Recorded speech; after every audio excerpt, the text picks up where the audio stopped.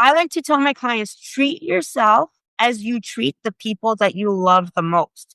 And in this situation, and I'm not saying I love my dog more than my family because I don't, but I treat my dog like if she's gold, right? The way I speak to her, I'm like, good girl, you did a great job. You know what I tell myself? I don't talk to myself more the way I talk to my dog Storm, because that's where it's at right there. We need to be kind with ourselves in order for us to continue to flourish. And we are kind human beings. Most of us are kind and caring towards others. And we're not necessarily that way towards ourselves. We can be our own worst critics, oftentimes overlooking the things that we do well Yep. and focusing more on the things that we didn't do or that we messed up on. So I say that.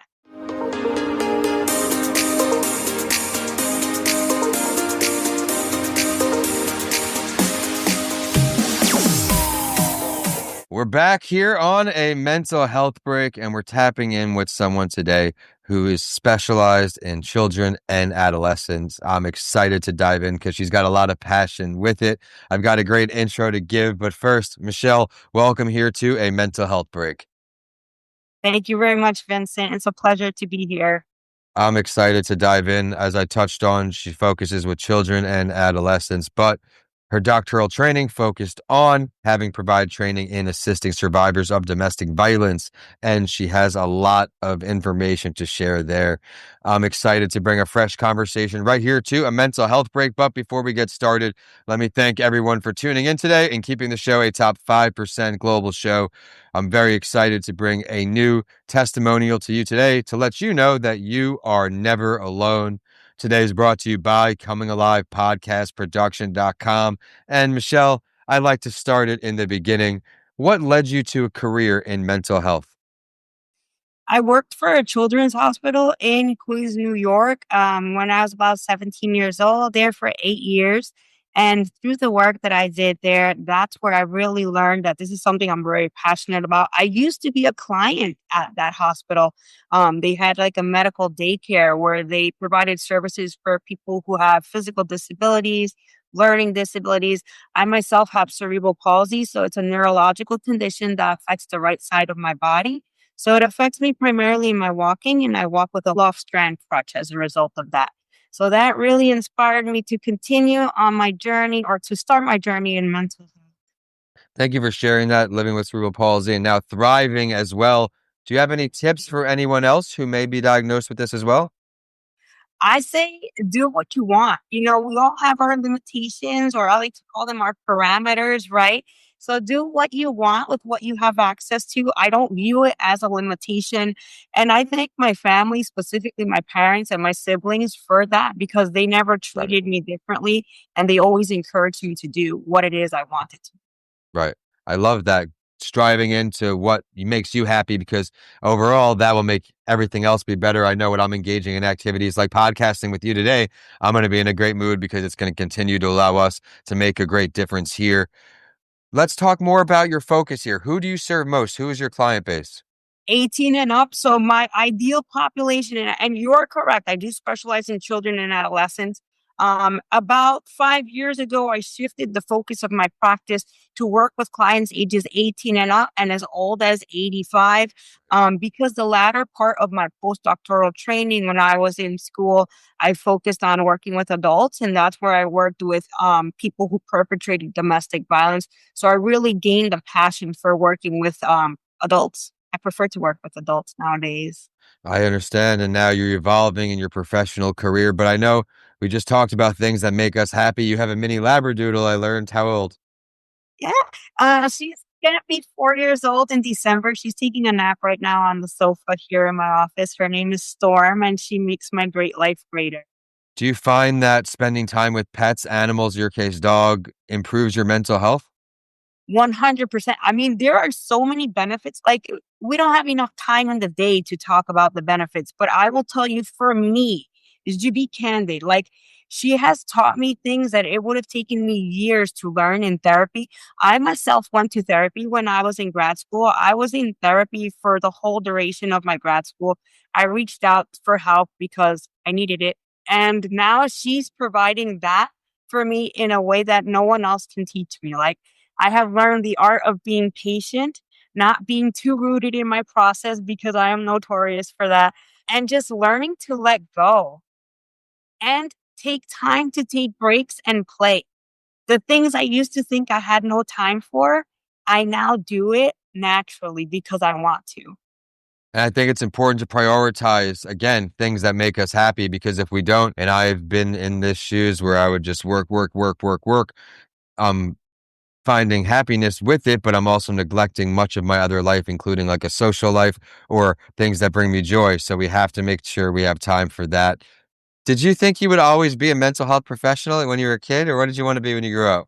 Number one thing for me was teacher. I wanted to be an elementary school teacher so badly. Like, that was like literally what I was most passionate about. And then as I got older and I went to the medical daycare program at the hospital that I worked at in New York, I shifted my focus a bit.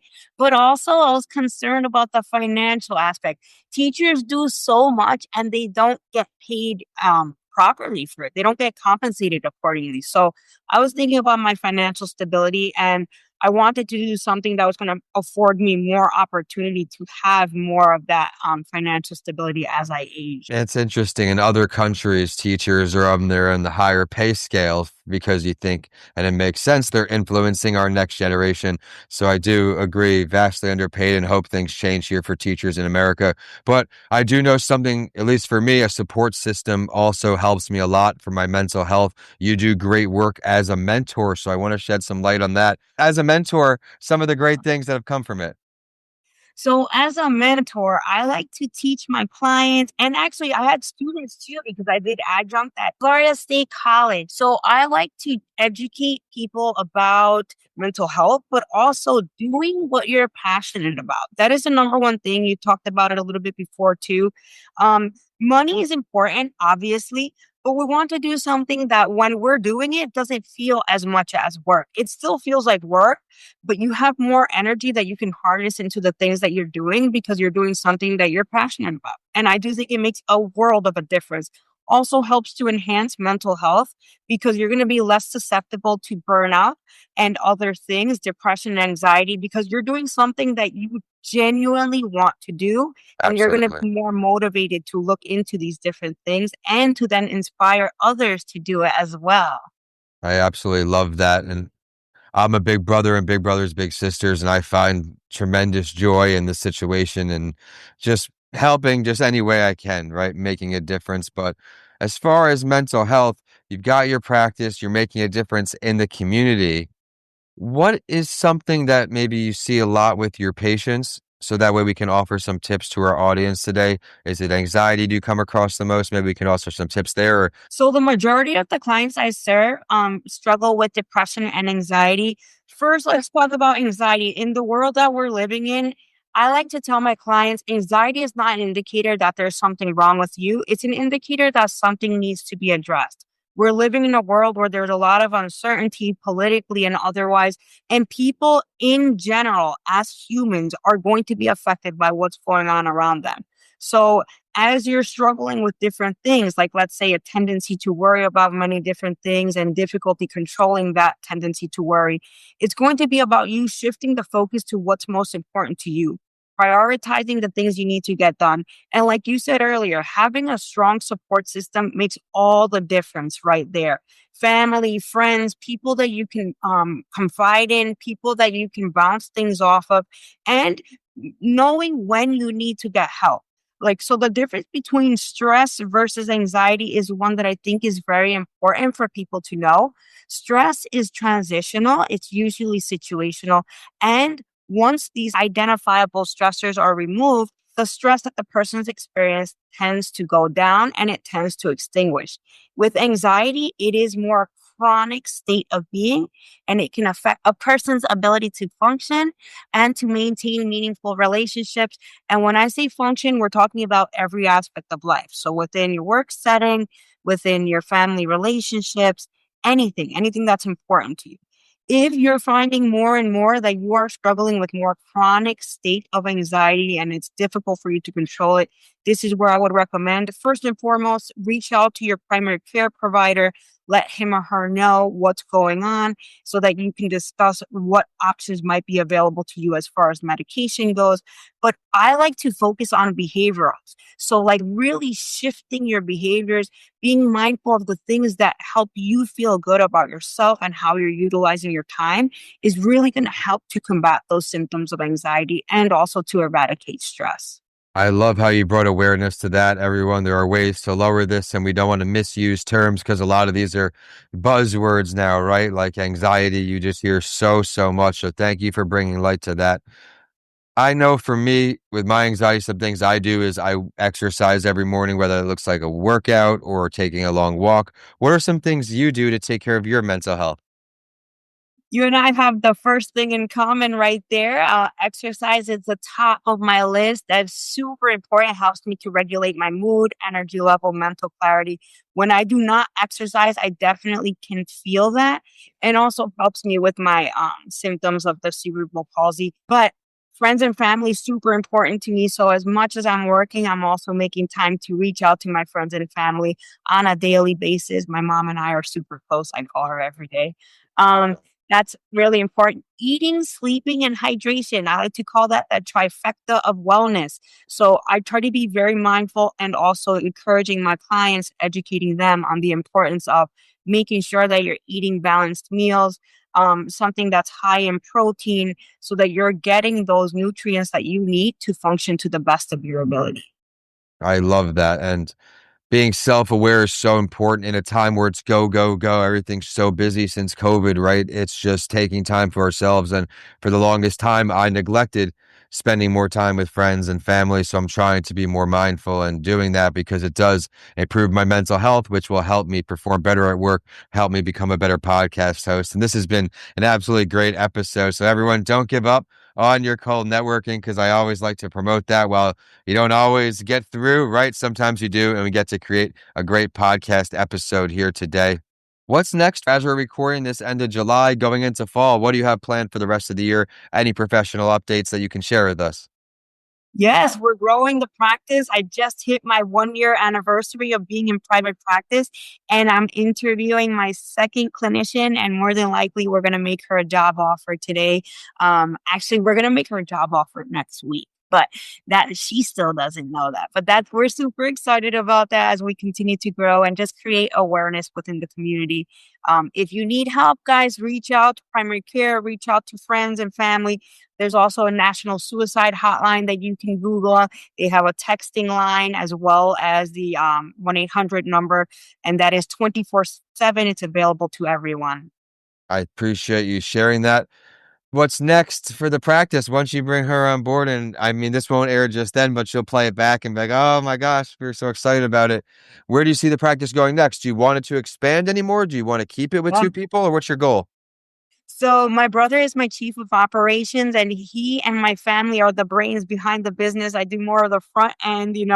And our goal is to hire 10 clinicians within the next 5 years.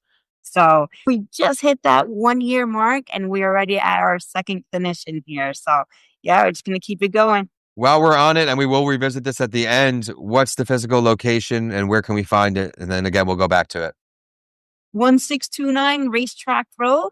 And we're in St. Johns County. We're right off of San Jose. We're easily accessible by many of the major highways, and we accept many of the major insurances. We're paneled with 6 different insurances, including TRICARE, Medicare, and Blue Cross. Thank you for sharing that, everyone. I know you've gotten a lot of value today, and I sure have too. So let's now shift into a question to help everyone again. If you could give a piece of advice, Michelle, to anyone out there who is struggling today, really going through a tough time, what words can you offer? You're human, first and foremost. Remember that. Cut yourself slack. I like to tell my clients, treat yourself as you treat the people that you love the most. And in this situation, and I'm not saying I love my dog more than my family because I don't, but I treat my dog like if she's gold, right? The way I speak to her, I'm like, good girl, you did a great job. You know what I tell myself? I don't talk to myself more the way I talk to my dog Storm, because that's where it's at right there. We need to be kind with ourselves in order for us to continue to flourish. And we are kind human beings. Most of us are kind and caring towards others. And we're not necessarily that way towards ourselves. We can be our own worst critics, oftentimes overlooking the things that we do well Yeah. and focusing more on the things that we didn't do or that we messed up on. So I say that. Let that be the golden nugget that you guys walk away with today. I love that because we can't fill others' cups until we fill our own cup. And it's something that sounds cliche, but we really don't do it all the time. And, or I should say, at least I don't do it all the time. And you just try to be mindful of, okay, my body's telling me to rest. Maybe I should rest. Maybe I shouldn't keep pushing it where I would be in the past, kind of just trying to push through, be as productive as possible when it turns into counterproductivity because I'm more fatigued, I'm tired, and then I'm not thinking clearly. And again, like you, in the morning when I have exercise, I can think clearly, see my day through. If I don't have exercise, I'm overthinking. I'm not making the right or most efficient decisions, I should say. And that's certainly exciting. Well, I'm certainly glad that we're able to connect and for all the great work you do for mental health. I'm excited to see your practice grow. So now, as I promised, one more time, please share the physical location, the website, all that fun stuff. Our address is 1629 Racetrack Road, Suite 102, St. John's, Florida, 32259. And our website is mtaveras We're also on Google. That's a new thing that I did in the past 2 weeks. So you can check us out there. I'm also on Psychology Today. So there's 3 different platforms that you can look me up. And we look forward to providing exceptional customer care to the rest of the community. I look forward to being in the loop with you now that we're connected. Everyone, again, do some cold outreach because you don't always have the time to meet someone in person, so you can make some connections throughout the day. And for us, it led to an amazing podcast right here on a mental health break. Michelle, I want to thank you so much for spending your lunch break as we're recording this with us, and for all of the amazing listeners out there who are taking the time to keep this show a top 5% global show. Please remember, you are never alone. You have great advocates on this podcast, including Michelle and I, who are willing and ready to help you. Please check us out on all social media. Remember to subscribe to stay current with all of our mental health advocates as we have a great rest of 2025. Michelle, thank you again for your time, and I'll talk to you soon. Thank you so much, Vincent. Bye.